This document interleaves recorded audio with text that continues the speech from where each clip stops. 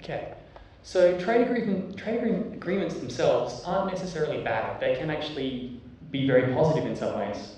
They can stimulate trade by lowering tariffs and thus opening new markets. We can also increase the net gains for importers and exporters, thus reducing the consumer product gap. As I'm sure some of you have noticed, if you try to buy software within Australia, for example Adobe products, and you attempt to buy them in the US, it's actually cheaper to fly to the US, business class, buy your product in the store than it is to buy it in Australia. Personally, I think that's a bit wrong. But we're not here for that. So, while trade agreements can be good, the current negotiation process has been hijacked by corporate interference and the exclusion of the public. The citizens of the nations involved in these agreements are being limited from seeing the text of these agreements until they've been agreed to, they've been signed, they're basically nearly done. Whereas, as I'm sure as other people have talked about, the vested interests have dug their claws deeply into this process with access to the drafts that we don't have access to, our politicians don't have access to, and they can also lobby provisions that solely benefit their interests and have no positive effect on the people of the countries that these agreements affect. The Trans-Pacific Partnership is no different. So far, as I've said, we've had to rely on leaks to understand negotiations. Consultations by bureaucrats provided very little insight, including at one point it looked like journalists were going to be banned from a Trans-Pacific Partnership briefing. And of course these meetings are becoming fewer and far between. Some of you may be familiar with the Freedom of Information requests that groups like the Pirate Party have submitted to the government. The result of that has been page after page after page of black ink, and that's it. Interestingly enough, the government determined that releasing this information, that the public wasn't interested in this information, thus resulting in a $2,000 fee to find out information about an agreement that directly affects us. I think the fact that when we campaigned to raise those funds, the campaign was finished within the hour. How is that not evidence?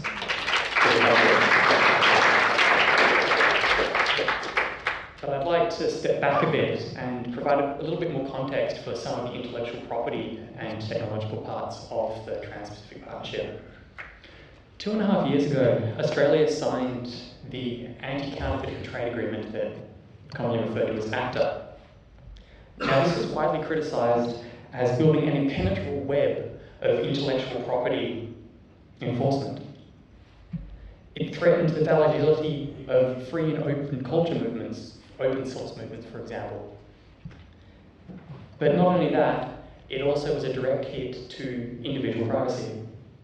An example of one of the provisions was, as Scott has mentioned, was forcing internet service providers to police their users, to spend their own resources to monitor our daily habits.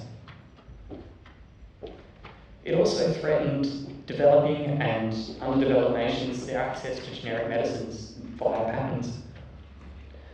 But unlike the TPP, the ACTA negotiation was secret. There was no public interpretation, no public anything, really. And although it was signed 2 years ago by over 30 countries, the only country that has ratified this agreement, that's gone through Parliament, is Japan, which is much short of the 6 countries needed for this agreement to actually come into play. So we won, basically, at least in that part. This was due to a few different things. Beginning in Poland in late January in 2012, protests swept across the EU. We had over 200 protests in various cities, and Kadar Arif, who's the rapporteur, the reporter for the European Union section on ACTA, resigned, stating that he criticised the agreement for excluding civil society and its lack of transparency from the start. This is a man that had direct interaction with this agreement. unlike the rest of us. We also had highly ranked representatives in Poland and Slovenia who reflected that signing ACTA was a mistake, and they urged the European Parliament to reject the agreement. Fortunately, the Parliament voted 478 to 39 against ratifying ACTA in July 2012. Just prior to this, our own J. Scott, the Joint Standing Committee on Treaties, recommended against ACTA until the committee had received and considered an independent and transparent assessment of the economic and social benefits and the costs of the agreement. So we're hearing resounding no's from basically everywhere. But how does this link back to the current problem, the Trans-Pacific Partnership? The IP chapter has been hailed the son of ACTA after the 2011 and 2012 leaks. The recent negotiating position, as of November 2013, shows Australia and the United States still pushing for an ACTA-like section. For those of you not familiar with some things of ACTA, there's a few scenarios. It tried to increase greater liability to ISPs, internet service providers, with legal incentives to comply with rights holders, so copyright holders, in various aspects. But it also opened the door for a myriad of other harmful programs. The three-strike program, for example. When a rights holder can, under this agreement, a rights holder could allege to an ISP that you were downloading their material, and thus a copyright violation. After three allegations, no proof, no judicial oversight, the ISP would be forced to shut your internet off.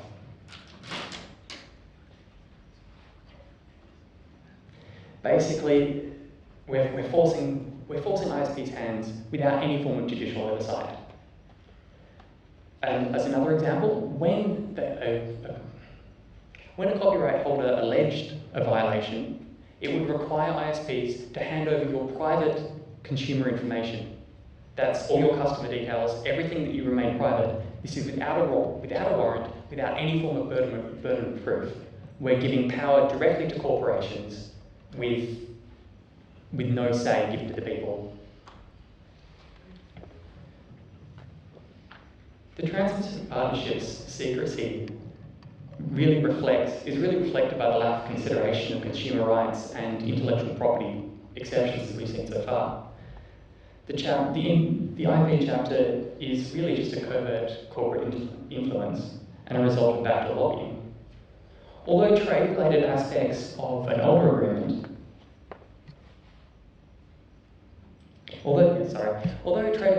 trade-related aspects of an older agreement have much the same effect, we've seen that because we had a public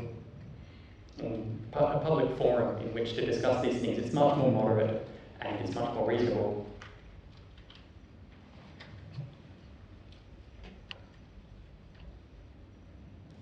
So what we're seeing at the moment is intellectual property laws are being amended to capture more and more information, protecting more and more things, and establishing monopolies on invention, processes, creative works, brands.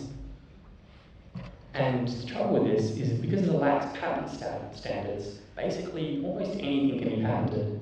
And this has led to an uprising of what's commonly referred to as patent trolls, which are groups that acquire portfolios of patents and then very broad patents, then go around finding everyone that could possibly come under this thing, come under their jurisdiction.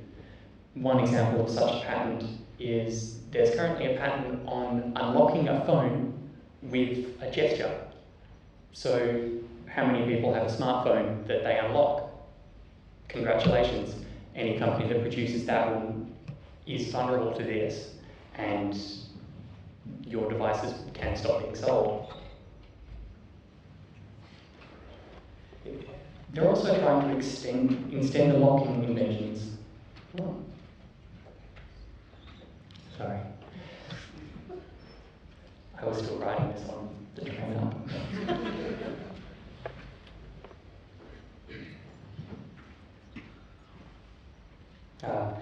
So one of the main things we're looking at with patents is they're attempting to extend the current 20-year period that we have.